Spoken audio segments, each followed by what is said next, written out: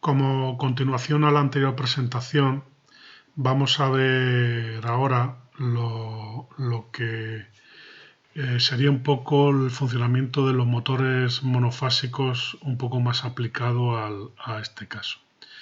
Como veis, los motores monofásicos se emplean principalmente en aquellos sitios donde no existe tensión trifásica.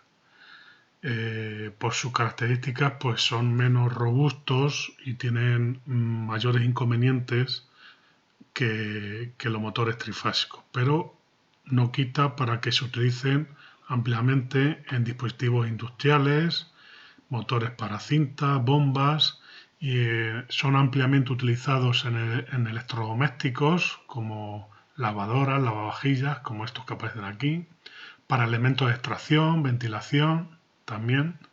Y luego hay un campo de motores monofásicos que más que monofásicos se podrían llamar, de hecho se llaman así, motores universales, como estos dos que aparecen aquí abajo, que se emplean más para máquina herramienta tipo taladros, amoladoras y cosas similares. Pues como cualquier otro motor, tiene una parte, en general tiene un estator y un rotor. Y aparte de aquí, pues nos pueden aparecer elementos auxiliares de arranque, como sería un condensador. Algún elemento también adicional, como este que tenemos aquí, que sería un interruptor centrífugo. Puede aparecer también un interruptor de intensidad. Bueno, y los tipos monofásicos universales, pues tienen también el rotor bobinado. ¿Vale? Este ejemplo que veis aquí tiene el rotor en cortocircuito de jaula de ardilla, como vimos en las anteriores presentaciones, y este en concreto, pues los motores que corresponden a un motor universal para un taladro, una moladora, tendría un rotor en cortocircuito con un anillo de delgas donde irían las escobillas rozantes.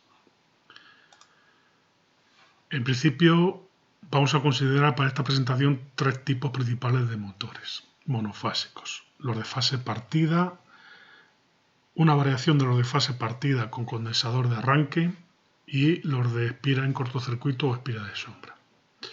Ya sabemos que la jaula de ardilla es una especie de barras unidas a dos anillos conductores. Las barras son conductores y los anillos también. Aparte de eso, tiene una asociación de núcleo ferromagnético, de placas ferromagnéticas, para facilitar el confinamiento del campo magnético que se produce en el interior del estator. En definitiva, vamos a ver que como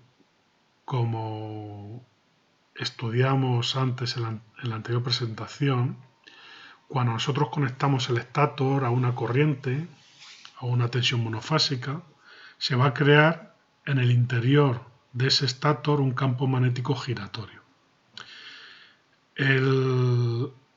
Este campo magnético va a cortar las barras del estator que está introducido en el interior.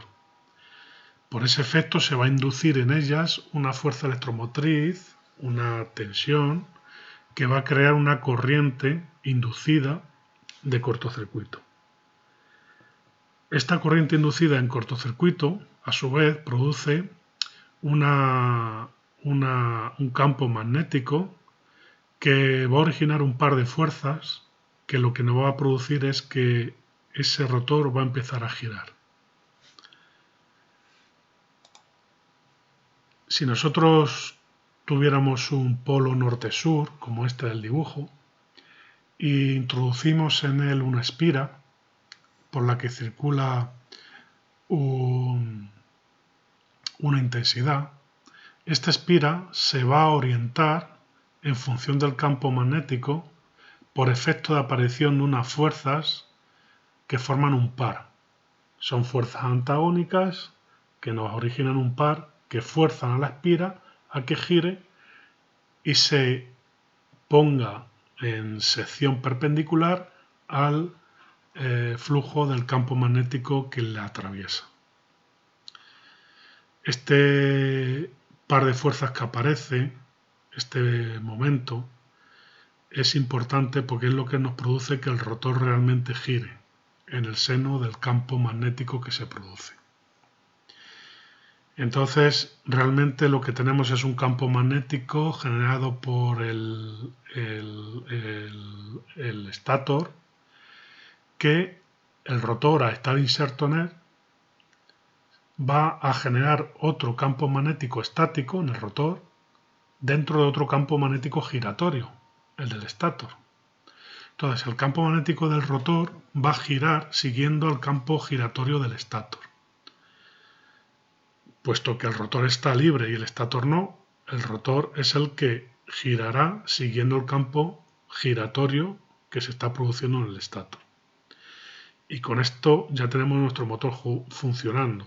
¿Qué ocurre? Que la velocidad del rotor nunca puede ser igual a la del campo giratorio del estator, ya que entonces el campo del rotor no cortaría, el campo electromagnético del rotor no cortaría a las barras del rotor y no se induciría en el campo magnético.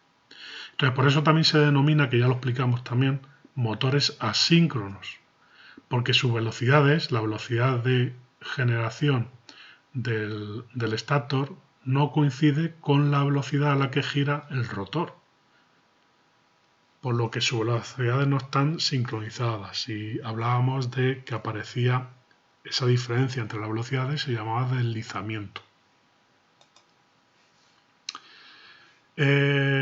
Si nosotros cogemos un motor monofásico con una sola bobina alimentada por corriente alterna, esto no genera un campo magnético giratorio.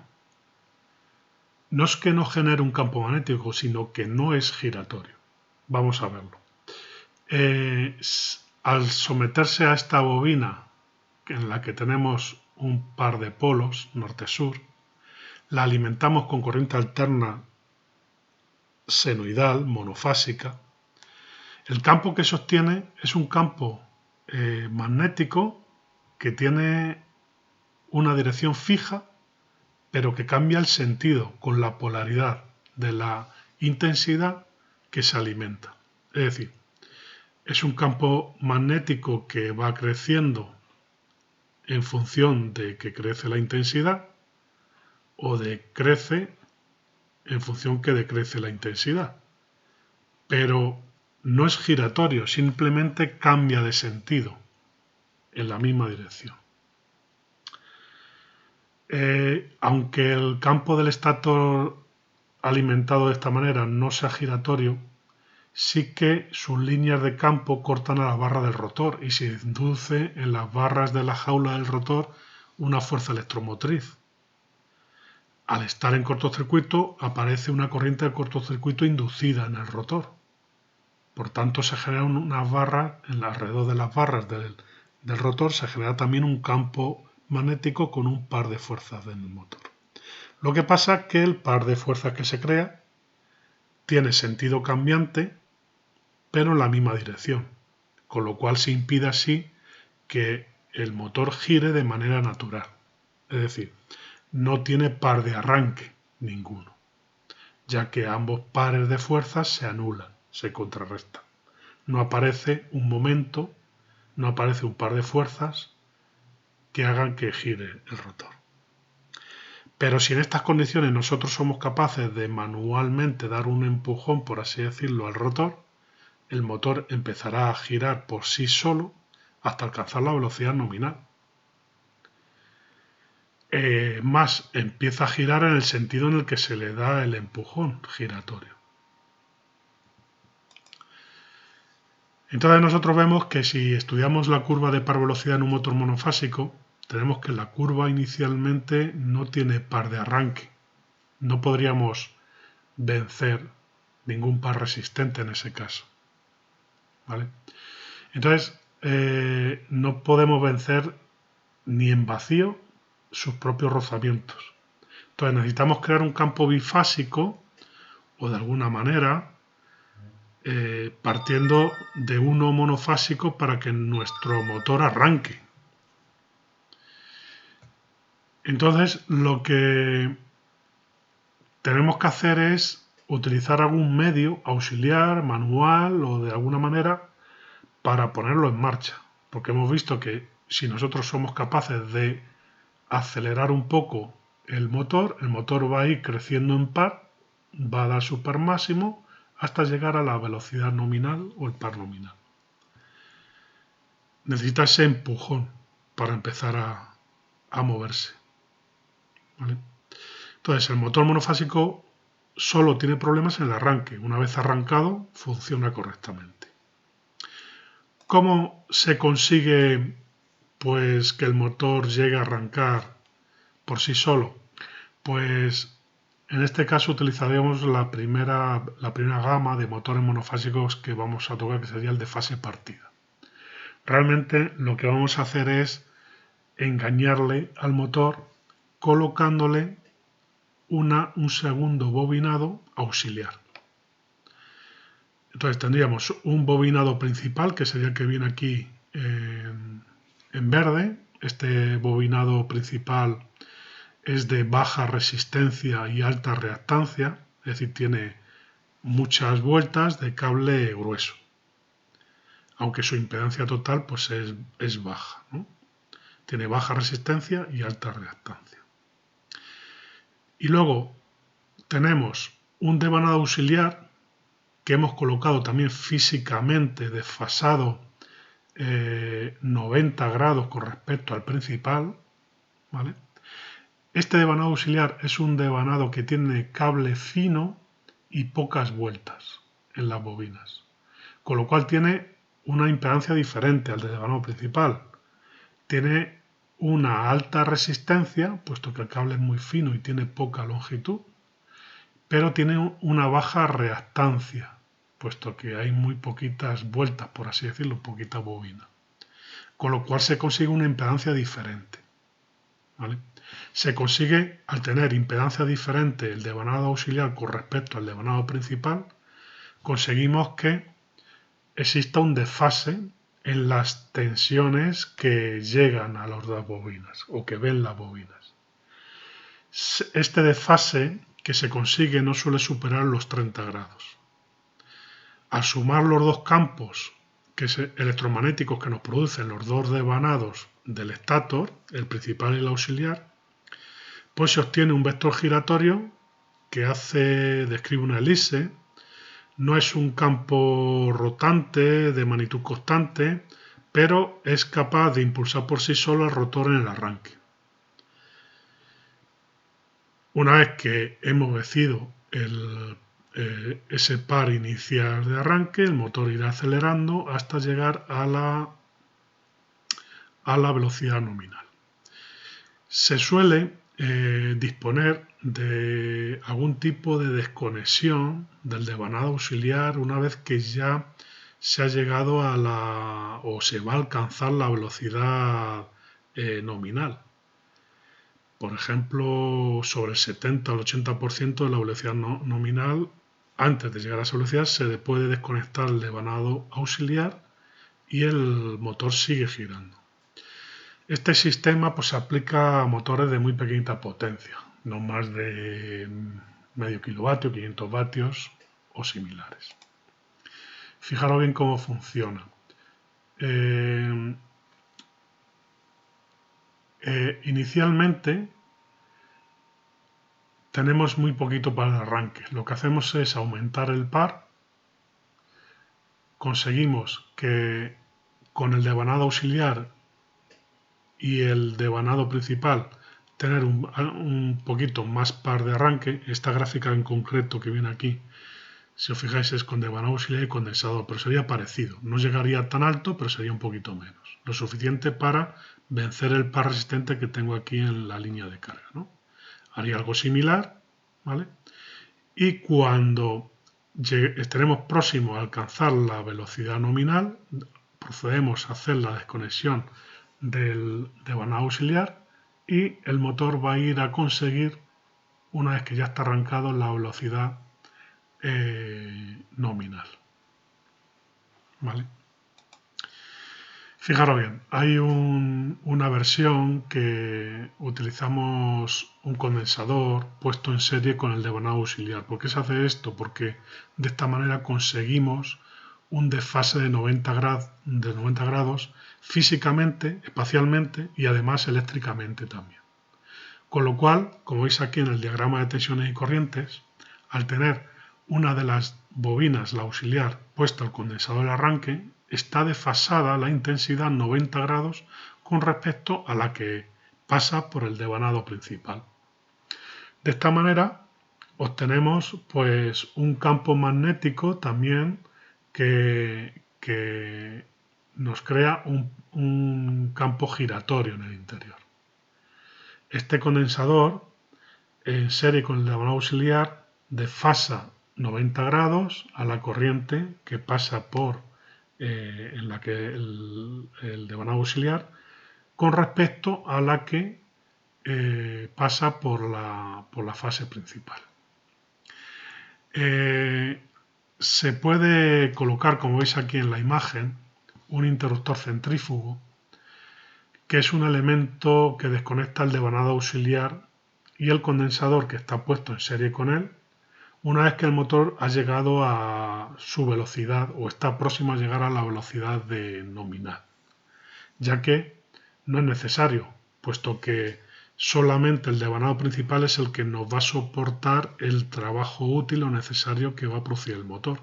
El otro devanado simplemente sirve para vencer ese par resistente inicial y que el motor arranque y acelere y llegue a su velocidad nominal.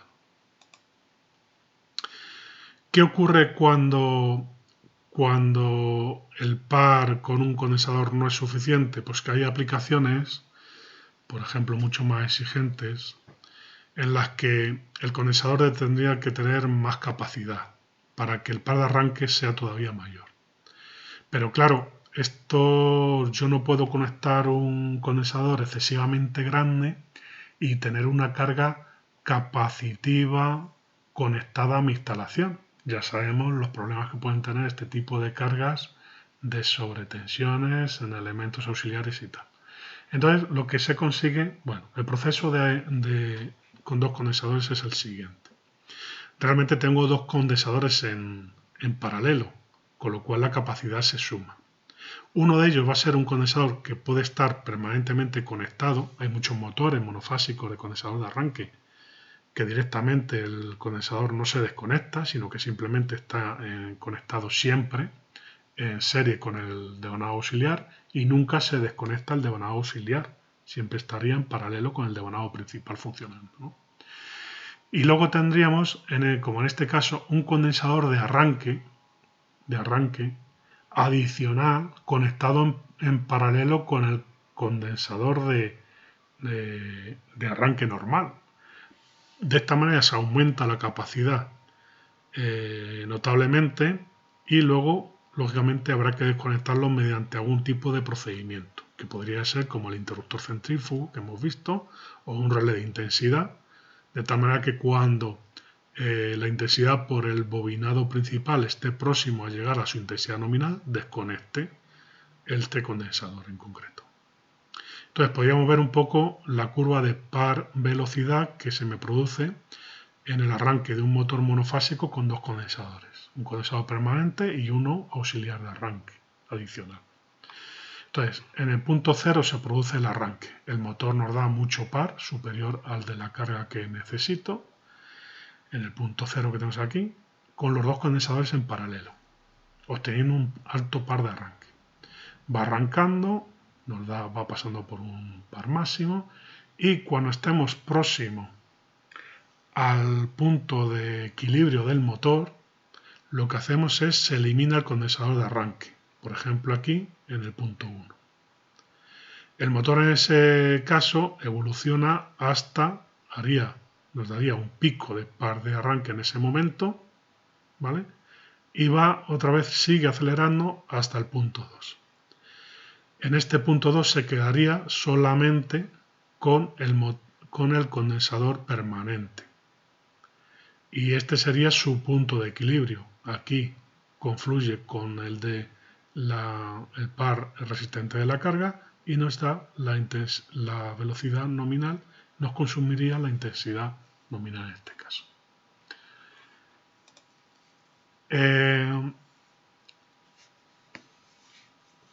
Hay veces que se desconecta también el devanado auxiliar totalmente, ¿vale? Esto ya depende un poco de la aplicación que se quiera hacer y de la accesibilidad que tengamos los bornes del motor. Por ejemplo, los relés de intensidad son típicamente utilizados para temas de compresores, de congeladores, todo el tema de climatización y tal. Entonces lo que se hace es que cuando la intensidad se aproxima a la intensidad nominal, cerca normalmente del 80%, significa que el motor ya está lanzado, está adquiriendo las condiciones nominales de funcionamiento, el punto de equilibrio. Entonces el relé de este se abre, abriendo el contacto que desconecta el condensador de arranque. ¿Vale? El devanado auxiliar puede estar desfasado en adelanto o en retraso, es decir, puede tener 90 grados, más 90 grados o menos 90 respecto al principal, es decir, en función de la polaridad que tengamos hechos las bobinas, ¿no? Lo que está claro es que depende de cómo hagamos la polaridad en el devanado auxiliar, girará en un sentido o en otro, o en el contrario. Lo que no podemos hacer es, para invertir la polaridad, invertir la alimentación de todo el motor, porque con eso no vamos a conseguir que invierta el sentido de giro. Para que el motor invierta el sentido de giro, basta con cambiar la polaridad en una de las dos bobinas, o en la principal o en la auxiliar. En nuestro caso, la mayoría de las veces lo que se recurre es a cambiar la polaridad en la bobina auxiliar, puesto que además si puedo cambiar la polaridad, también podré desconectarla una vez que haya alcanzado el régimen de funcionamiento del motor, con lo cual la dejo sin tensión, sin servicio y dejo solamente funcionando la bobina principal. La caja de conexiones del motor monofásico normalmente se utiliza la misma caja de conexiones que lleva el motor trifásico de 6 bornas, ¿vale? Lo que pasa es que nosotros al tener dos bobinas, pues voy a tener 4 bornas, ¿vale? La numeración de las bobinas se numeran U1, U2, el devanado principal o de trabajo, y el principal o auxiliar de arranque con Z1 y Z2. ¿Vale? Recordar que el condensador debe ir puesto en serie con el devanado auxiliar, no con el devanado de trabajo, con el principal. ¿Vale? Entonces, normalmente la disposición de la bobina la tenéis aquí. U1, U2 sería la bobina principal y Z1, Z2 la bobina auxiliar. Colocando el condensador entre estos dos bornes, como veis aquí en la foto, esta manguera iría al condensador y aquí tendría conectado el condensador.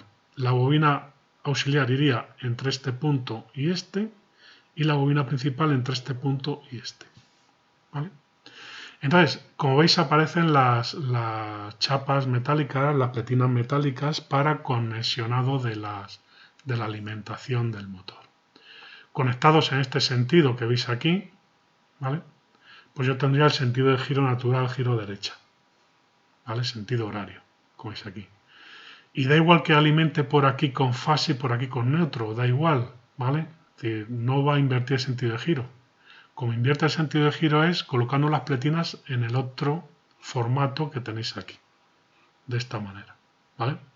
El motor giraría en sentido antihorario. ¿Por qué? Porque con respecto al devanado principal, la polaridad se invierte, ¿vale? Y de esta manera el motor giraría en sentido contrario al que llevaría en la otra conexión. Igual que en el caso anterior, da igual que alimentéis con fase y neutro. La polaridad de alimentación es la misma. Lo que hay que cambiar es la polaridad en la bobina auxiliar con respecto a la principal para que invierta sentido de giro. En nuestro caso, como veis aquí, uno de los terminales de la caja de conexiones puede quedarse sin conectar, o hay veces que se utiliza, por ejemplo, cuando, en el caso que hemos visto, necesito colocar un condensador adicional para el arranque del motor, ¿vale? Entonces lo puedo poner conectado entre estos dos puntos, con lo cual podría conectar o desconectar en paralelo, poniendo el contacto, el relé de intensidad, por ejemplo, entre estos dos puntos. Si el condensador está entre este punto y este. Nos permite, por ejemplo, pues esa función adicional.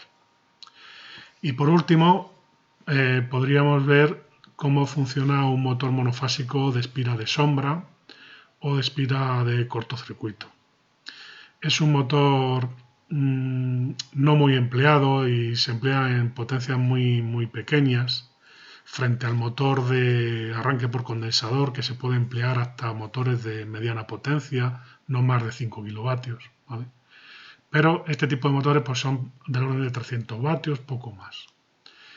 Y normalmente pues en pequeños electrodomésticos y cosas así, ¿vale? Este motor tiene la capacidad de arrancar por sí solo directamente. Se produce por las espiras de cortocircuito, que son realmente aros de cobre que están colocados en el hierro, en las capas ferromagnéticas del estator. Se consigue dividiendo los polos del estator en dos partes. Es decir, realmente lo que tengo son como dos polos pero desiguales. Y en la parte, por así decirlo, más pequeña, colocar la espira de cortocircuito. Estos tipos de motores se les llama de polos salientes por esta circunstancia y además tienen el rotor en jaula de ardilla. Aquí veis un ejemplo en la foto, ¿vale? Donde tenemos, esta sería la bobina y aquí tendremos que se aprecia la espiral de sombra o de cortocircuito, ¿vale? Y este sería el rotor. Ahí tenéis una vista de cómo sería esa construcción. La interacción del campo magnético pulsante principal y los campos creados por las corrientes inducidas en las espiras de sombra es capaz de producir un débil campo giratorio que produce ese pequeño par de RAM que es suficiente para que el rotor gire. Ya os digo que se puede aplicar en pequeños electrodomésticos que necesiten muy poquito par de arranque. Pero es decir, la diferencia entre el campo principal inducido en las espiras de cortocircuito no es capaz de llegar a 90 grados, pero es suficiente para que el motor arranque por sí solo.